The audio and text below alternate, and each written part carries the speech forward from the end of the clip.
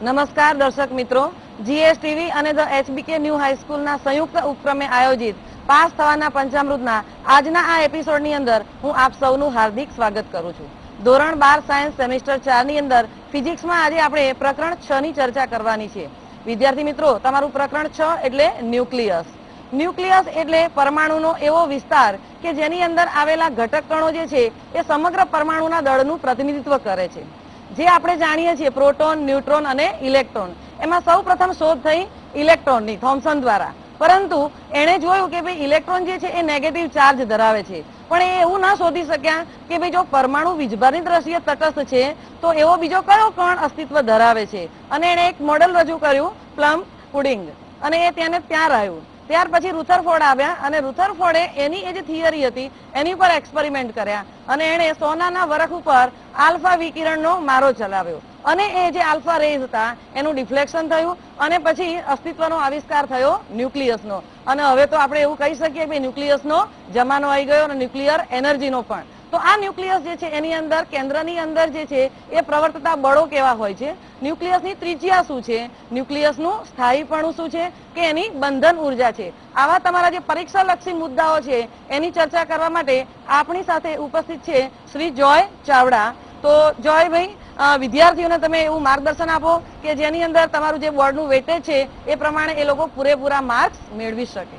વિદ્યાર્થી મિત્રો નમસ્કાર. પરીક્ષાઓ હવે નજીક આવી રહી છે. આપના અભ્યાસક્રમનું આપ રિવિઝન પણ કરતા હશો. એમાં આપ સર્વને હેલ્પફુલ થવા માટે અમે સર્વ એચબીકા પડેની સમગ્ર ટીમ આપ સમક્ષ હાજર છે. તો આજે આપણે ભૌતિક વિજ્ઞાનમાં ચેપ્ટર નંબર 6 ન્યુક્લિયસ વિશે માહિતી મેળવીશું. તો જનરલી કોઈ પણ તત્વનું ન્યુક્લિયસ હોય એનો સિમ્બોલ આવી રીતે આપવામાં આવે છે, XZ2A. એમાં X એ જે તે તત્વનું નામ દર્શાવે છે, Z એ જે તે તત્વનો પરમાણુ ક્રમાંક દર્શાવે છે. પરમાણુ ક્રમાંક એટલે કે ન્યુક્લિયસમાં રહેલા પ્રોટોનની સંખ્યા. હવે ન્યુક્લિયસમાં પ્રોટોન ઉપરાંત ન્યુટ્રોન તો રહેલા જ હોય, તો પ્રોટોન અને ન્યુટ્રોન બંનેની જે સંખ્યા છે એને પરમાણુ દળાંક કહેવાય. તો મિત્રો આ જે પરમાણુ દળાંક છે એને એ વડે દર્શાવવામાં આવે છે. દાખલા તરીકે ઉદાહરણ સ્વરૂપે આપણે સમજીએ કાર્બન. તો તત્વ તરીકે કાર્બન એટલે કાર્બનનો C, એનો પરમાણુ ક્રમાંક એટલે કે એમાં રહેલા પ્રોટોનની સંખ્યા 6 છે. સાથે સાથે એમાં રહેલા ન્યુટ્રોનની સંખ્યા પણ 6 છે. એટલે પ્રોટોન 6, ન્યુટ્રોન 6, એટલે બંનેનો પરમાણુ દળાંક તમારી પાસે 12 થયો. એટલે પરમાણુ દળાંકની જગ્યાએ 12 લખવામાં આવે છે. હવે કોઈ એક જ તત્વ રહેલું છે, એનો જે ન્યુક્લિયસ જે છે એ ન્યુક્લિયસમાં પણ મિત્રો ઘણી બધી વિવિધતા રહેલી હોય છે. અને આ વિવિધતાને અનુલક્ષીને આ ન્યુક્લિયસનું વર્ગીકરણ, તત્વનું વર્ગીકરણ આ રીતે કરવામાં આવ્યું છે: આઇસોટોપ્સ, આઇસોબાર, આઇસોટોન અને આઇસોમર. તો અહીંયા દરેકે દરેક જગ્યાએ તમારી પાસે શબ્દ આવે છે આઇસો. આઇસો એટલે સમ એટલે કે સરખું. તો અહીંયા આપણે જોવા જઈએ કે આઇસોટોપ્સ, આઇસો એટલે સમ અને ટોપ એટલે કે સ્થાન. એટલે કે કોઈ પણ તત્વ હોય તો તત્વનું સ્થાન આપણે આવર્ત કોષ્ટકમાં આપીએ છીએ. તો તત્વને આવર્ત કોષ્ટકમાં સ્થાન શેના આધારે આપીએ છીએ? પરમાણુ ક્રમાંકના આધારે એટલે કે ઝેડના આધારે આપીએ છીએ. એટલે કે જેનું આવર્ત કોષ્ટકમાં સ્થાન સરખું છે, સમ છે, એને કહેવામાં છે આઇસોટોપ્સ. તો અહીંયા આપણે જોવા જઈએ કે જે તત્વના ન્યુક્લિયસમાં પરમાણુ ક્રમાંકની સંખ્યા સરખી હોય, ભલે પરમાણુ દળાંક જુદા જુદા હોય, તેમને એકબીજાના સમસ્થાનિકો તરીકે ઓળખવામાં આવે છે. દાખલા તરીકે ઉદાહરણ છે તમારી પાસે હાઇડ્રોજન 1 2 1, પણ એ જ હાઇડ્રોજનનું બીજે પણ આમ છે 1 2 2, હાઇડ્રોજન 1 2 3. એટલે હાઇડ્રોજન આને કહેવાય ડ્યુટેરિયમ અને આને કહેવામાં આવે ટ્રિટિયમ તરીકે ઓળખવામાં આવે છે. અહીં તમે જોઈ શકો છો દરેક માટે ઝેડ સમાન છે, પરંતુ પરમાણુ દળાંક કેવો છે? અસમાન. એટલે કે જે તત્વના ન્યુક્લિયસો માટે ઝેડ સમાન હોય પરંતુ તેમાં રહેલા પરમાણુ દળાંક જુદા જુદા હોય, તો તેવા ન્યુક્લિયસોને કે અથવા તેવા તત્વોને એકબીજાના સમસ્થાનિક તરીકે ઓળખવામાં આવે છે. ત્યારબાદ આપણી પાસે આજે આઇસોબાર. આઇસો એટલે સમ અને બાર એટલે દળ, સમદળીય. એટલે કે જે તત્વના ન્યુક્લિયસમાં રહેલા પરમાણુ દળાંક સરખા છે તેવાને એકબીજાના સમદળીય એટલે કે આઇસોબાર તરીકે ઓળખવામાં આવે છે. દાખલા કે અહીં જોઈ શકો તમે કે લેડ અને બિસ્મથ બંનેનો પરમાણુ ક્રમાંક તમે વાંચી શકો છો કે એકનો 82 છે, એકનો 83 છે. એટલે પરમાણુ ક્રમાંક અસમાન છે, પરંતુ એનો પરમાણુ દળાંક તમે જો 214 214 છે. એટલે આ બંનેને એકબીજાના આઇસોબાર તરીકે ઓળખવામાં આવે છે. ત્યારબાદ આપણી પાસે આવે આઇસોટોન. આઇસો એટલે સમ, અને જે શબ્દ છે તમારી પાસે ન્યુટ્રોન, તો ન્યુટ્રોનનો ટોન શબ્દ લીધેલો છે અહીંયા. આના ઉપરથી આપણી પાસે આવે છે આઇસોટોન.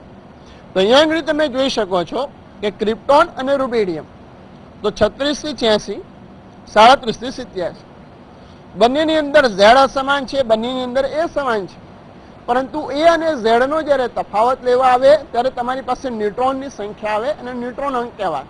તો અહીંયા આગળ 87 ઓછા 37 કરો 50 આવે છે, 86 ઓછા 36 કરો તો પણ 50 આવે છે. એટલે કે જે તત્વોના ન્યુક્લિયસ માટે ન્યુટ્રોનની સંખ્યા સરખી હોય તો તેવા ન્યુક્લિયસોને કે તેવા તત્વોને એકબીજાના આઇસોટોન તરીકે ઓળખવામાં આવે છે. ત્યારબાદ આપણી પાસે જે આઇસોમર એટલે કે ગુજરાતીમાં આપણે કહીએ સમઘટક. તો સમઘટકની અંદર એવું હોય છે કે જેની અંદર ઝેડ પણ સરખા હોય, જેની અંદર એ પણ સરખા હોય. કે બ્રોમિનની એક જોડો મળે છે 35 થી 80, બંને માટે ઝેડ સરખા છે, બંને માટે એ સરખા છે, પરંતુ તેના રેડિયો એક્ટિવિટી ગુણધર્મ એકબીજા કરતા સાવ ભિન્ન હોય છે. એટલે એમને એકબીજાના સમઘટક અથવા તો આઇસોમર તરીકે ઓળખવામાં આવે છે. હવે ન્યુક્લિયસ વિશે આપણે આટલું જાણ્યું. હવે આપણે થોડાક ન્યુક્લિયસની અંદર દાખલ થઈએ. તો ન્યુક્લિયસની અંદર આપણને મુખ્યત્વે કયા પ્રકારના કણ જોવા મળે છે મિત્રો? તો 2 પ્રકારના કણ જોવા મળે છે. એમાંનો એક છે પ્રોટોન અને બીજો છે ન્યુટ્રોન. હવે પ્રોટોન જે છે એ ધનવિદ્યુત ભારિત છે, ન્યુટ્રોન વિદ્યુત ભારની દ્રષ્ટિએ તટસ્થ છે. હવે પ્રોટોન ધનવિદ્યુત ભારિત હોય એટલે સીધો પ્રશ્ન આપણી પાસે એ થાય કે પ્રોટોન ધન છે, એની બાજુમાં પણ બીજો ધનવીજભાર છે, ને ધન વચ્ચે શું થાય? અપાકર્ષણ બળ થાય. અને જો આ અપાકર્ષણ બળ લાગે તો ધનવિદ્યુત ભારિત એવા પ્રોટોન ન્યુક્લિયસમાં કેવી રીતે રહી શકે? પણ બીજો પ્રશ્ન એ પણ થાય કે ન્યુટ્રોન જે છે એ તો વિદ્યુત ભારની દ્રષ્ટિએ તટસ્થ છે, તે વળી ન્યુક્લિયસની અંદર કેવી રીતે રહી શકે? આ મોટો પ્રશ્ન છે. તો અહીંયા આગળ આપણે એવું કહી શકીએ કે પ્રોટોન વચ્ચે જે અપાકર્ષણ બળ લાગે છે એના કરતાં પણ વિશેષ માત્રામાં તેની વચ્ચે આકર્ષણ બળ લાગતું હોવું જોઈએ. અને એ આકર્ષણ બળના કારણે જ આ પ્રોટોન ન્યુટ્રોન ન્યુક્લિયસમાં જકડાયેલા હોવા જોઈએ. તો તેની વચ્ચે જે આકર્ષણ બળ લાગે છે એ આકર્ષણ બળને જ આપણે નામ આપ્યું છે ન્યુક્લિયર બળ. એ ન્યુક્લિયર બળ વિશે હવે આપણે સમજીએ. તો જે ન્યુક્લિયર બળનો જે ટોપિક જે છે મિત્રો લાંબો છે, યાદ રાખવો થોડો કઠણ પડી શકે, પરંતુ જો આ મુદ્દાઓ મુજબ એને યાદ રાખવામાં આવે તો સમગ્ર જવાબ તમે સરળતાથી લખી શકો છો. અને આ પ્રશ્નના પૂરેપૂરા માર્ક 2 થી 3 હોય છે, એ પણ તમે લખી શકો છો. તો આ જે ન્યુક્લિયર બળ જે છે, ન્યુક્લિયર બળની કેટલીક ખાસિયતો જોઈએ, કેટલાક લક્ષણો જોઈએ. તો ન્યુક્લિયર બળની પહેલી ખાસિયત એ છે કે કુલંબ બળ કરતાં વધારે પ્રબળ છે. એનો અર્થ એ છે કે ન્યુક્લિયસમાં જે પ્રોટોન વચ્ચે જે અપાકર્ષણ લાગે છે એના કરતાં આ આકર્ષણ બળ જે છે, જે ન્યુક્લિયર બળ એ વધારે છે. એટલા માટે એને સ્ટ્રોંગ ફોર્સ એટલે કે પ્રબળ બળ તરીકે ઓળખવામાં આવે છે. એની બીજી ખાસિયત તમે આ ગ્રાફ વડે જોઈ શકો છો કે અહીંયા આગળ ન્યુક્લિયોનની સ્થિતિ ઉર્જા. ન્યુક્લિયોન એટલે શું? તો ન્યુક્લિયસમાં જેટલા પણ કણ રહેલા છે, ચાહે પ્રોટોન હોય કે ચાહે ન્યુટ્રોન હોય, બંનેને સંયુક્ત રીતે આપણે ન્યુક્લિયોનના નામથી ઓળખવામાં આવે છે. તો આ ગ્રાફ ન્યુક્લિયોનની સ્થિતિ ઉર્જા વિરુદ્ધ ન્યુક્લિયોન વચ્ચેના અંતરનો છે. તો અહીં જોઈ શકો છો કે ન્યુક્લિયોનની સ્થિતિ ઉર્જા ઋણ છે, જ્યારે અહીંયા આગળ ન્યુક્લિયોનની સ્થિતિ ઉર્જા ધન છે. ઋણ સ્થિતિ ઉર્જા ન્યુક્લિયોન વચ્ચે આકર્ષણ બળ સૂચવે છે અને ધન સ્થિતિ ઉર્જા જે છે તેની વચ્ચે અપાકર્ષણ બળ સૂચવે છે. આ પણ એક બહુ જબરજસ્ત અદ્ભુત બાબત છે. એ તમે જોઈ શકો કે આટલા અંતર સુધી સ્થિતિ ઉર્જા જે છે ઋણ રહે છે અને ત્યારબાદ અંતર વધે છે તો સ્થિતિ ઉર્જા ધન થઈ જાય છે. એટલે કે 0.8 ફર્મી કરતા જો ન્યુક્લિયોન નજીક આવી જાય તો તેમની વચ્ચેનું જે આકર્ષણ બળ જે છે એ અપાકર્ષણ બળમાં પરિણમે.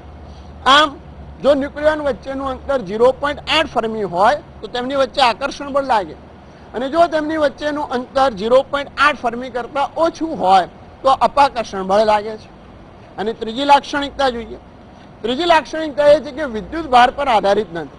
દાખલા કે કુલંબ બળ, તો ધન વચ્ચે ભાઈ અપાકર્ષણ બળ લાગે, ધન અને ઋણ વચ્ચે આકર્ષણ બળ લાગે. પણ ન્યુક્લિયર બળ એવું છે કે જે વિદ્યુત ભાર ઉપર આધારિત નથી, ચાહે પ્રોટોન હોય કે ચાહે ન્યુટ્રોન હોય, કે પ્રોટોન વચ્ચે પણ લાગે, પ્રોટોન ન્યુટ્રોન વચ્ચે પણ લાગે. અરે વિદ્યુત ભારની દ્રષ્ટિએ તટસ્થ એવા ન્યુટ્રોન રહેલા છે, તો ન્યુટ્રોન અને ન્યુટ્રોન વચ્ચે પણ લાગે છે. ધેટ મીન્સ તેઓ વિદ્યુત ભાર પર આધારિત નથી. ચોથું બાબત કે તે લઘુ અંતરીય બળ છે. લઘુ એટલે શોર્ટ ડિસ્ટન્સ ફોર્સ.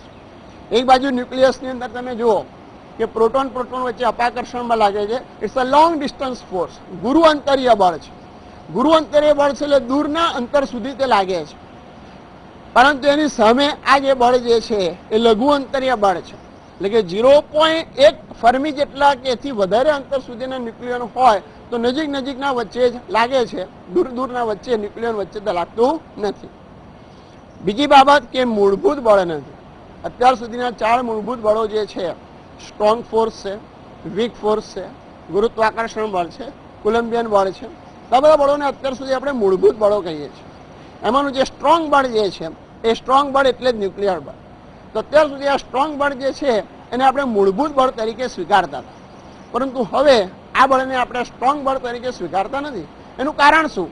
એનું કારણ મિત્રો એ છે, અત્યાર સુધી એવું માનવામાં આવતું ન્યુક્લિયસની અંદર કશું જ નથી, પણ એવું નથી.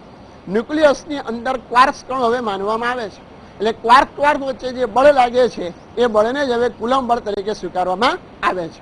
એટલા માટે હવે આ બળને આપણે મૂળભૂત બળ તરીકે સ્વીકારતા નથી. બીજી બાબત કે આ બળનો આધાર શેના પર છે? તો ન્યુક્લિયસમાં રહેલા જે ન્યુક્લિયોન કેવી રીતે ગોઠવાયેલા છે, એમના સ્પિનનું નમન શું છે તેના પર તેનો આધાર રહેલો છે. બીજી બાબત, છેલ્લો લક્ષણ એ લઈએ કે ગુરુત્વાકર્ષણ બળ તમારે શોધવું હોય તો તમારી પાસે સૂત્ર છે કે F = Gm1m2/r². વિદ્યુત બળ તમારે શોધવું હોય કુલમ્બિયન તો પણ સૂત્ર છે F = K-Q1Q2/r². પરંતુ આ બળ શોધવા માટેનું આવું કોઈ જ સરળ પ્રકારનું સૂત્ર આપણને પ્રાપ્ત થઈ શકતું હોતું નથી. તો મિત્રો આ આપણે ચર્ચા કરી ન્યુક્લિયર બળ અને તેના કેટલાક લક્ષણોની. હવે આગળ પણ આપણે કેટલીક ચર્ચા જોઈએ. રુધરફોર્ડે આલ્ફા કણનો મારો સોનાના વર્ક ઉપર કર્યો, એના ઉપર તેણે ન્યુક્લિયસની ત્રિજ્યાનો અંદાજ મેળવ્યો. હવે જો ન્યુક્લિયસની ત્રિજ્યા પ્રાપ્ત થઈ જાય તો ત્રિજ્યા ઉપરથી કદ પણ પ્રાપ્ત થઈ જાય, અને કદ મળી જાય એટલે ઘનતા બરાબર દળ ભાગ્યા કદ. તો સૂત્રની મદદ વડે આપણે ઘનતા પણ પ્રાપ્ત કરી શકીએ છીએ. તો આ રીતે ન્યુક્લિયસની ઘનતા વિરુદ્ધ ન્યુક્લિયસના કેન્દ્રથી અંતર, એનો આ ગ્રાફ છે. તો આ ગ્રાફ તમે જોઈ શકો છો કે ન્યુક્લિયસથી જેમ જેમ જેમ જેમ અંતર વધતું જાય છે તેની ઘનતા જે છે અમુક અંતર સુધી નિયમિત જળવાયેલી રહે છે. ત્યારબાદ અંતર વધતી જાય છે તો એની સાથે સાથે ઘનતા જે છે એની ઘનતા ક્રમશઃ ઘટતી જાય છે. ધેટ મીન્સ ન્યુક્લિયસના કેન્દ્રથી અમુક જગ્યા અંતર સુધી ઘનતા સમાન રહે છે અને ત્યારબાદ એ ઘનતા ઘટતી જાય છે. આ શું દર્શાવે છે? આ દર્શાવે છે કે ન્યુક્લિયસનો આકાર જે છે એ સંપૂર્ણ ગોળાકાર આપણે લઈ શકતા નથી. તો પ્રશ્ન થાય કે આવા સંજોગોમાં ભાઈ ન્યુક્લિયસની જે ઘનતા જે છે કે ન્યુક્લિયસની જે ત્રિજ્યા જે છે તો ન્યુક્લિયસની ત્રિજ્યા આપણે લેવી કઈ? આ પ્રશ્ન ઉપસ્થિત થાય છે. તો આવા સંજોગોમાં ન્યુક્લિયસની ઘનતા 50% જેટલી થાય છે. અહીંયા આગળ આ જે ગ્રાફ પ્લોટ કરેલો છે એમ અહીંયા આગળ ઘનતા લગભગ 50% જેટલી થાય છે. તો એ જગ્યાએ જે ન્યુક્લિયસની ત્રિજ્યા જે આવે છે એ ત્રિજ્યા લેવામાં આવે છે. તો આ જે ત્રિજ્યા છે અને કહેવામાં જે સરેરાશ લાક્ષણિક ત્રિજ્યા તરીકે ઓળખવામાં આવે છે. અને ન્યુક્લિયસની સરેરાશ લાક્ષણિક ત્રિજ્યા શોધવા માટેનું પણ બહુ સરસ સમીકરણ છે, બહુ સરળ છે કે R = R0 × A⁻⁴. તો અહીંયા R0 એ અચળાંક છે, એની કિંમત આપણે 1.1 ફર્મી લઈએ છીએ. ફર્મી એટલે કે 10⁻15 મીટર, એટલે કે 1.1 × 10⁻15 મીટર જેટલી આપણે લઈએ છીએ. અને કેપિટલ A એ જે તે તત્વનો પરમાણુ દળાંક લઈએ. દાખલા કે આપણે વાત કરીએ હાઇડ્રોજનની, તો હાઇડ્રોજનનો પરમાણુ દળાંક કેટલો? 1. તો હાઇડ્રોજનનો પરમાણુ દળાંક 1 છે, તો એકનું ઘનમૂળ તો 1 જ આવે તમારી પાસે. તો આવા સંજોગોમાં તમે ન્યુક્લિયસની ત્રિજ્યા ગોતવા જાઓ તો કેટલી આવે? તો R = R0. R0 એટલે 1.1 ફર્મી × 1, એટલે આ રીતે હાઇડ્રોજનના ન્યુક્લિયસની ત્રિજ્યા 1 ફર્મી આવે છે. હવે આ ત્રિજ્યા ઉપરથી ન્યુક્લિયસનું કદ શોધી શકાય 4/3πr³ લઈને. તો ઘનતા બરાબર દળ ભાગ્યા કદ કરીએ તો આ સંજોગોમાં ન્યુક્લિયસની ઘનતા તમે નહીં માની શકો એટલી પ્રચંડ આવે છે. ન્યુક્લિયસની ઘનતાનો અંદાજ છે 2.1 × 10⁻17 kg/m³. આટલી પ્રચંડ ઘનતા ન્યુક્લિયસની આટલી ઘનતા છે. હવે આ જે ન્યુક્લિયસની ઘનતા જે છે એને પાણીની ઘનતા 10⁻3 g/m³, એની સાથે તમે સરખાવો તો અહીંયા આગળ આપણને ખ્યાલ આવે છે કે ન્યુક્લિયસની ઘનતા એ પાણીની ઘનતા કરતાં 2.1 × 10⁻14 ગણી વધારે છે. મિત્રો અહીંયા આગળ બીજો પ્રશ્ન એ પણ થાય છે કે જો ન્યુક્લિયસની ઘનતા આટલી પ્રચંડ છે તો કોઈ પણ પદાર્થ શેનો બનેલો છે? તો કોઈ પણ પદાર્થ પરમાણુનો બનેલો છે, ન્યુક્લિયસનો બનેલો છે. તો પદાર્થ એટલો ભારે કેમ નથી લાગતો આટલી પ્રચંડ ઘનતા હોય? તેનું કારણ આપણે એવું આપી શકીએ છીએ કે પરમાણુ માત્ર ન્યુક્લિયસનું નથી બનેલો. પરમાણુ કોઈ પણ પદાર્થ માત્ર ન્યુક્લિયસનો નથી બનેલો, એ પદાર્થ પરમાણુનો બનેલો છે. અને પરમાણુનો બનેલો છે. પરમાણુ મોટા ભાગે તો શું છે? પોલો છે. એના કેન્દ્રની અંદર શું રહેલું છે? ન્યુક્લિયસ રહેલો છે.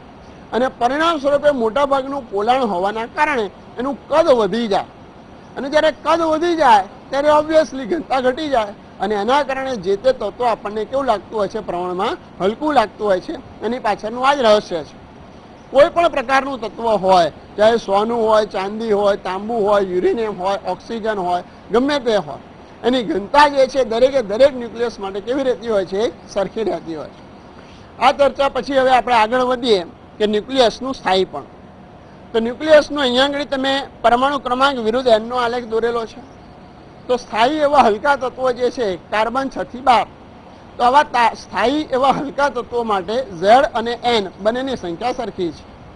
પરંતુ ભારે તત્વો હોય ને સ્થાયી હોય, દાખલા કે યુરેનિયમ 92 થી 235, તેમાં પરમાણુ ક્રમાંક ઝેડ અને ન્યુટ્રોન અંક એન એની સંખ્યા સરખી નથી. તમે જોઈ શકો છો કે આલેખમાં જેમ જેમ જેમ જેમ આગળ તમે વધો છો તો ઝેડ બરાબર એન રેખા આપણને આદર્શ સ્થિતિ દર્શાવે છે. પણ જેમ આગળ જઈએ છીએ તેમાં જે રેખા જે છે આ રેખા એન તરફ થોડીક ઢળતી જોવા મળે છે, એના તરફ સહેજ લંબાતી જોવા મળે છે. એનું કારણ શું? તેનું કારણ એટલું જ કે દાખલા તરીકે આપણે સમજીએ કે તત્વ ભારે થતી જાય. તત્વ ભારે થતું જાય એટલે ઓબ્વિયસલી એમાં અંદર રહેલા પ્રોટોનની સંખ્યામાં શું થાય? વધારો થાય. હવે પ્રોટોનની સંખ્યામાં વધારો થાય તેના કારણે થાય શું કે પ્રોટોન વચ્ચે જે કુલંબિયન અપાકર્ષણ બળ લાગતું હતું એ અપાકર્ષણ બળ બહુ જ વધી ગયું, અને આ અપાકર્ષણ બળ વધી જાય તો ન્યુક્લિયસ અસ્થાયી થઈ જાય. એવું ન થાય તે માટે પ્રોટોન કરતા તેમાં રહેલા ન્યુટ્રોનની સંખ્યામાં સહેજ શું કરવામાં આવે છે? વધારો કરવામાં આવે છે, જેના કારણે ન્યુક્લિયસની સ્થાયીપણું, ન્યુક્લિયસની સ્થિરતા જળવાઈ રહે છે. આ માટે જ ભારે જે તત્વો છે તેમાં પ્રોટોન કરતા ન્યુટ્રોનની સંખ્યા થોડી વધારે હોય છે.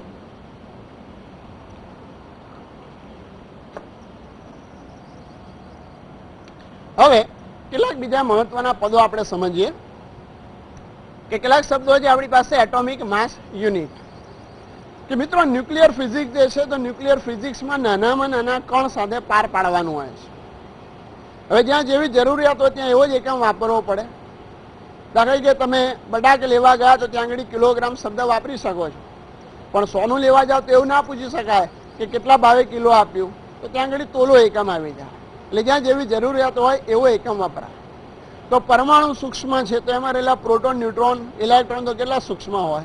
એટલા માટે એમનું દળ માપવા માટે નવો આપણી પાસે એકમ જે છે એ છે એટોમિક માસ યુનિટ. હવે એટોમિક માસ યુનિટ એટલે શું? તો વિદ્યુત ભારની દ્રષ્ટિએ તટસ્થ અને અનુત્તેજિત હોય એવા કાર્બન 12 ના પરમાણુ દળના 12મા ભાગને એટોમિક માસ યુનિટ તરીકે ઓળખવામાં આવે છે. હવે એક એટોમિક માસ યુનિટ નો કિલોગ્રામ સાથેનો સંબંધ શું છે? એક એટોમિક માસ યુનિટ બરાબર 1.66 ગુણ્યા 10⁻27 10⁻27 કિલોગ્રામ. એટલે કે એટોમિક માસ યુનિટ આટલું નાનામાં નાનું દળ રહેલું છે.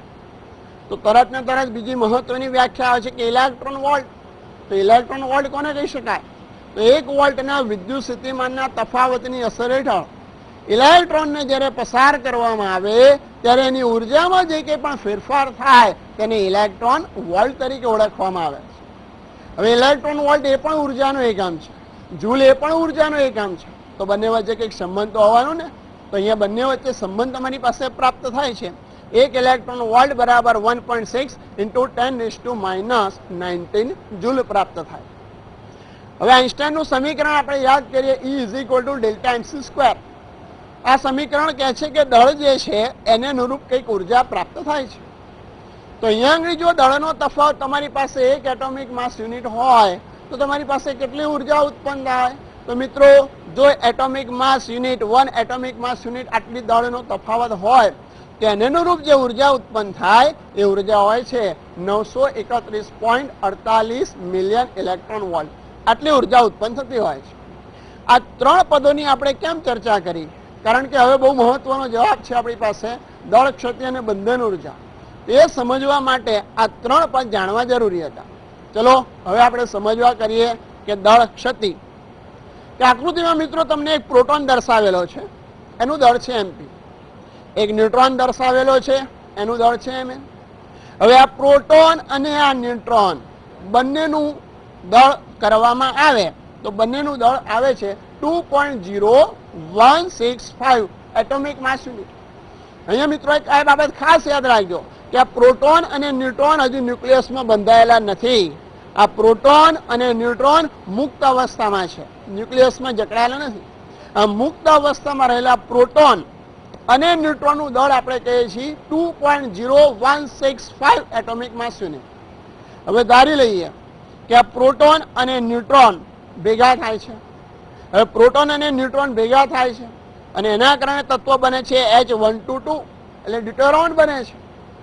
તો એનું દળ તમે કરવા જાઓ તો એનું દળ તમારી પાસે થાય છે 2.0141 એટોમિક માસ યુનિટ. આ બાબત કઈ વ્યાજબી લાગે છે? આ બે છૂટા હતા ત્યારે દળ હતું 2.0165 એટોમિક માસ યુનિટ અને ભેગા થાય તો એટલું જ રહેવું જોઈએ ને, પણ એટલું રહે છે ના. કેટલું થઈ ગયું? 2.0141 એટોમિક માસ. ધેટ મીન્સ એના દ્રવ્યની અંદર કંઈક તફાવત આવ્યો. તો આ જે દ્રવ્યનો તફાવત કેટલો આવ્યો? તો બંનેનો તફાવત તમે લો તો ડેલ્ટા એમ બરાબર 0.0024 એટોમિક માસ યુનિટ. તો મિત્રો આ જે દળનો તફાવત આવ્યો, આ દળના તફાવતને જ આપણે કહીએ છીએ એટોમિક. આ દળના તફાવતને જ આપણે દળ ક્ષતિ તરીકે ઓળખીએ છીએ. હવે દળ ક્ષતિને આ સમીકરણ વડે આપી શકવામાં આવે. માનો કે આપણી પાસે કોઈ તત્વ છે XZ2A. ધેટ મીન્સ એની અંદર રહેલા Z પ્રોટોન છે, એની અંદર N ન્યુટ્રોન રહેલા છે. હવે ધારો કે એક પ્રોટોનનું દળ MP છે તો Z પ્રોટોનનું દળ ZMP થાય. એક ન્યુટ્રોનનું દળ Mn છે તો N ન્યુટ્રોનનું દળ શું થાય? NMN થાય. તો આ રીતે પ્રોટોન અને ન્યુટ્રોન જો મુક્ત અવસ્થામાં રહેલા હોય તો એમનું કુલ દળ ZMP પ્લસ NMN થાય. હવે આ પ્રોટોન અને ન્યુટ્રોન માનો કે જે ન્યુક્લિયસમાં રહેલા છે, ભેગા થાય છે, ન્યુક્લિયસ બને છે અને એ જે ન્યુક્લિયસ છે એ ન્યુક્લિયસનું દળ M છે. પરંતુ અહીંયા આગળ તમે સમજ્યા એ મુજબ ન્યુક્લિયસનું દળ તેના ઘટક કણ એવા પ્રોટોન અને ન્યુટ્રોનના મુક્ત અવસ્થાના દળ કરતા સહેજ ઓછું જોવા મળે છે.